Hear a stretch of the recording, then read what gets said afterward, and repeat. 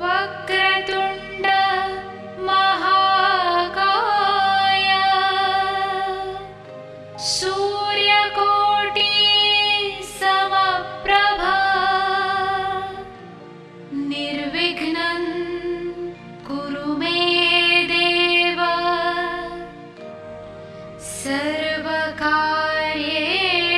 सर्वदा।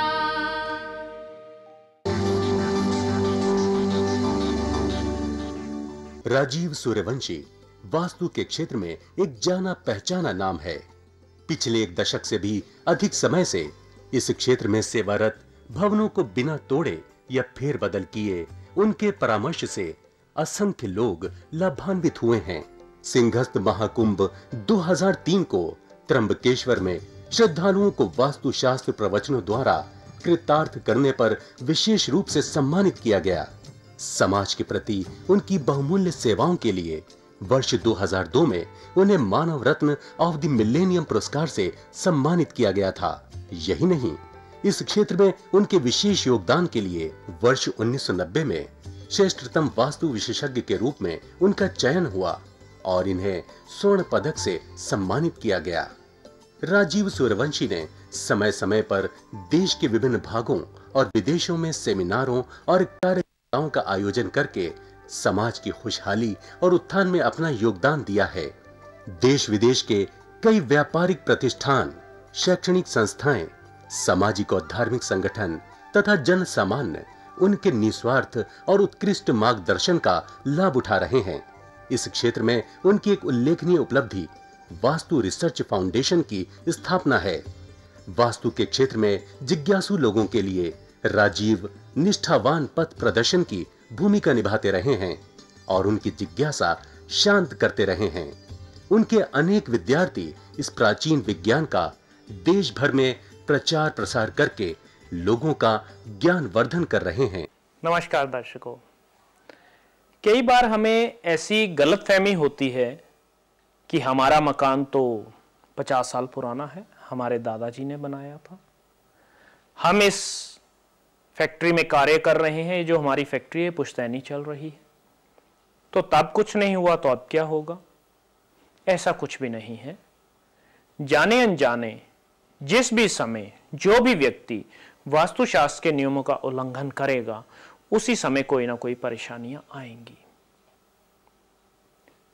हम ये कहकर सिर्फ अपने दिल को समझा लेते हैं कि ऐसा कुछ नहीं होता, किंतु यदि होने को ऐसा मंजूर है तो हमें उस घटनाक्रम से निकलना ही पड़ेगा। ईश्वर जिस समय परेशानी होती है, 2 रास्ते हमारे सामने खोल देता है। एक रास्ता हमें उस परेशानी की तरफ ही लेके जाता है, दूसरा उससे निकलने का रास्ता होता है। अब यह हमारी सोच, हमारी समझ पर निर्भर करता है कि हम किस दिशा में और किस तरफ जा रहे हैं। हम उन्हीं 2 रास्तों में से एक रास्ता चुनकर अपने जीवन पथ पर आगे बढ़ते हैं। मुझे याद आती है पंजाब शहर के फगवाड़ा जिले में एक दंपत्ति की, जिनका नाम नवल किशोर है। उनका मकान 3 मंजिली बना हुआ था और इसमें उनके दिमाग में यही था कि ये मेरे पिताजी ने बनाया था, स्वर्गवासी पिताजी ने बनाया था आज से 50 साल पहले। तो हम शुरू से इस मकान में रह रहे हैं, इसी मकान में बड़े हुए, इसी मकान में शादियां हुई, इसी में हमारे बच्चे हुए, तो अब यह मकान अशुभ कैसे हो गया। तो मैंने नवल किशोर जी के जब घर पे गया, ब्रह्मांड की बहुत अच्छी पूर्व दिशा में उनका मकान, और उसके बाद दक्षिण दिशा में एक गली थी और पश्चिम दिशा में भी एक गली थी। लेकिन दक्षिण दिशा की गली दूसरे मकान वाले ने कवर अप करके उसको बंद कर दिया था और उसके पैसे नवल किशोर जी और उनमें आपस में शेयर हो गए थे।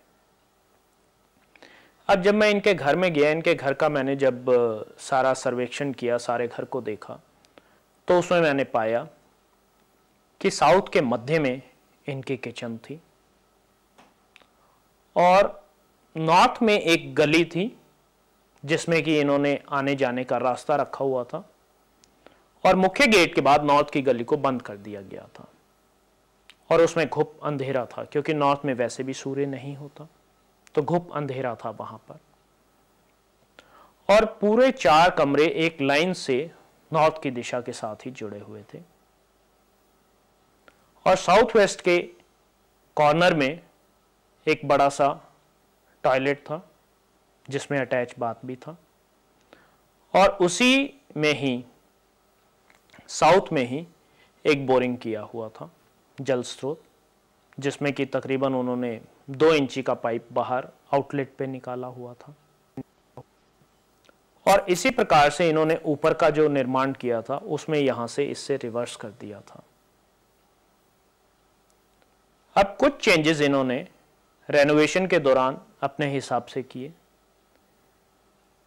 अब ये परिवार इतनी देर तक, पूरा परिवार, पूरे सदस्य सरवाइव कैसे कर पा रहे थे, इसमें कोई बड़ी हैरानी की बात नहीं थी। इसका मुख्य कारण ये था कि इन्होंने पूर्व दिशा में बहुत लंबी और बहुत लंबी चौड़ी बालकोनी यानी खुला स्पेस, आंगन छोड़ रखा था। इसी वजह से इस परिवार में कोई अकस्मात मृत्यु नहीं हुई थी, सिवाय इनके पिता की। इनके पिता भी 70 साल की उम्र में हार्ट अटैक से गुजर गए थे, स्वर्गवास हो गया था।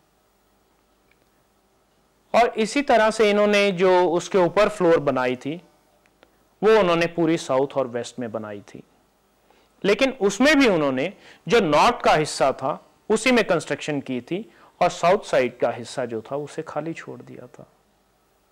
और फिर वहां ऊपर पे वही गलती की, साउथ वेस्ट में एक टॉयलेट बना दिया था बहुत बड़ा।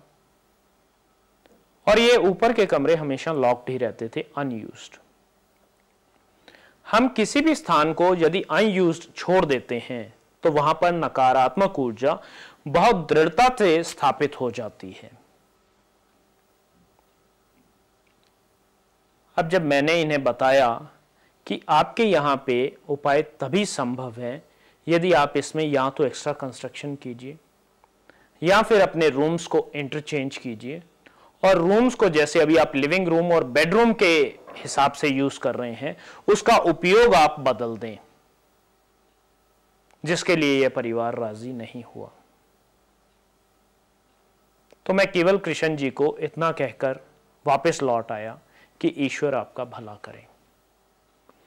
3 महीने बाद जब वह दिल्ली में आए तो उन्होंने कहा कि मेरी संपन्नता फिर से वापस आ गई। तो मैंने पूछा ऐसा अजूबा कैसे हो गया? तो उत्तर था कि एक पोर्शन यानी कि फर्स्ट फ्लोर बेच दिया गया।